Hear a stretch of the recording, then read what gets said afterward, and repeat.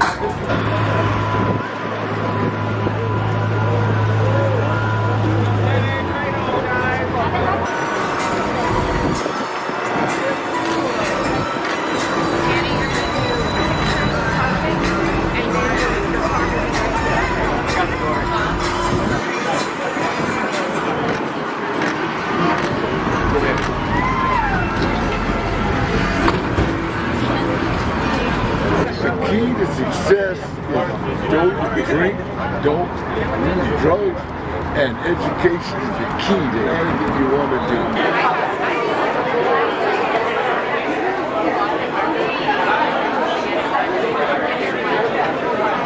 do. Welcome and thank you. So let's start, well, first with Craig. What was the idea behind mixing East LA and the resound case of the Night Stalker of 1985? Well, that was really easy. It was about East LA. It was about 1985. But you concentrate a lot on the culture as well. Yes, it's about the culture, but it's about East LA. It's about the people of the community in 1985.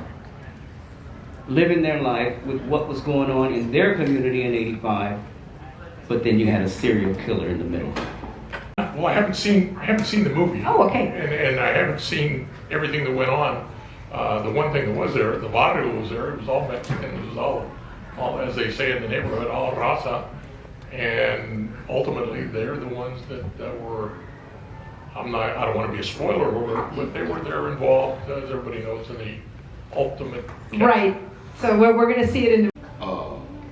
Brought right down to East LA, right where they captured him, and you know, he had the whole city scared to death.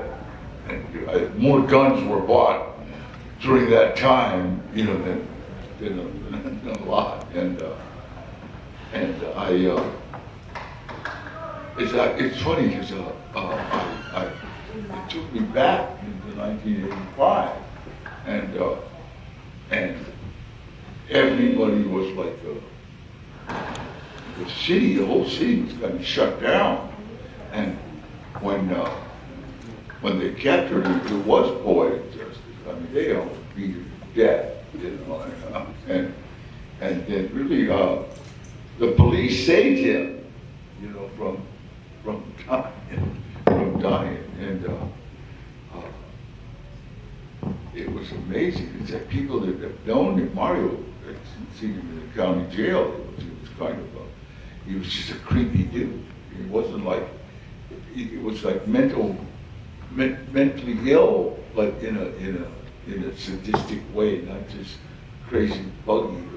I had a lot of friends, like Mexicans, and I was like very attracted to the culture, and I feel that it's part of my people somehow. It was kind of like a place. Every time that I come to the States, I was feeling very in family with Latinos. I am Latino, so I'm you know, I was learning the culture and stuff, and then when I got this role, I started watching a lot of like films and go around and see the way they move and how they talk, and you know, and it was like a challenge, you know, and I really appreciate that culture. So it was a pleasure. Yeah.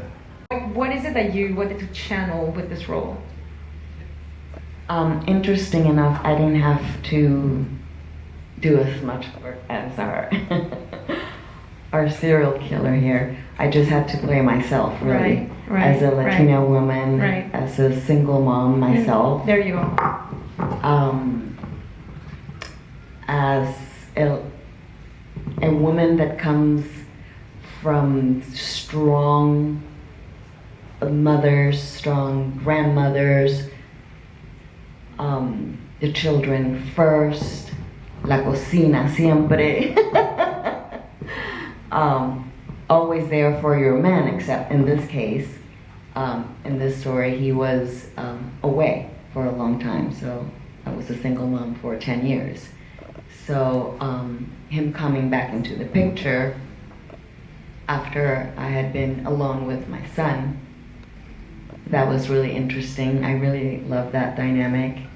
And then having to play that with such a great actor, it was not hard. Did you research, study,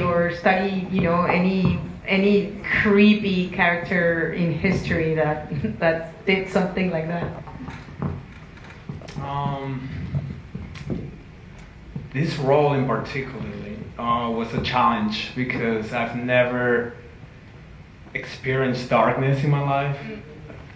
This person was going through a lot. Richard Ramirez said, and people call him evil, and he was addicted to drugs. He did heroin. He had a upbringing that was unfortunate. His parents were abusive. They sent him to his uncle. His uncle was a pervert that watched people at night changing in different houses, and his cousin served in Vietnam, and when he came back he taught him that it was okay to kill, to rape. He had like all these different pictures, and I did a lot of research. It was I feel bad for Richard Ramirez. Right, like screwed up in every way. He had no luck. His cousin killed his girlfriend in front of him. So it was trauma after trauma after trauma. So to fulfill that role and get in his shoes was not easy. I did a lot of theater techniques, like new breath, new thought, just to not. My wife told me, do not bring this home. Do not bring that home. So. And I'm mixed myself. So I grew up with elements of all different sides of the fence. So it was a struggle for me being African American, but white, but Native American, and growing up in the hood and then growing up in the white community. So for me, I didn't fit anywhere. But when I see the love and respect and the togetherness of the Latin community, that was an amazing story for me to see, and also want to tell that perspective, that everybody can see this in every community. Our family is important. So that was an easy choice as well. You know, my legacy is that, I was a good person, a good father. That's the whole thing. It's, all this is just, you know what, I honestly believe Diosito put me in this acting thing just to be known to help other people, because I can walk into an auditorium of screaming kids, and I've done it in different parts of the city, and walk in and it just go, oh, it's my kids, just all of a sudden it's like, come on to me. We haven't put all the effects in yet because we've been, Constantine, our director, our cinematographer, over here. So for the last several years he's been working with artificial intelligence. So we wanted to incorporate the special effects with artificial intelligence in this. I have also chosen to use several songs that were created with AI in the soundtrack as well, along with vocals. I had to recut some old doo-wop type of songs to fit, and some old hip-hop type of songs to fit at the last minute, and did it, and I was done. Right, I wrote the lyrics, everything was finished with 45 minutes to an hour. If I to start this movie, it's been a long time coming, and we did it. out today. You all did an amazing job. Cast, crew members, friends, putting up with us. We started off this movie with no script 2 weeks before we were filming. The strike was coming, looming above us. Said, well, let's make a movie and get it done before the strike hits. That's right. Well, what are we going to do, Frankie? Frankie had a story. Where you at, Frankie? Come here, Frankie. Get up here.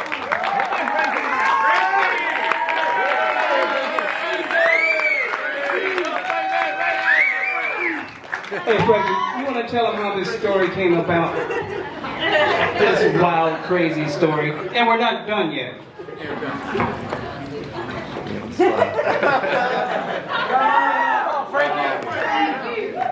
Well, when I was growing up, I remember being terrified by the Night Stalker. I was like 10 years old, and you know, I didn't want him creeping in through the windows and, you know, killing me or anything like that. But I grew up around a couple, you know, the neighborhood was a little bit rougher.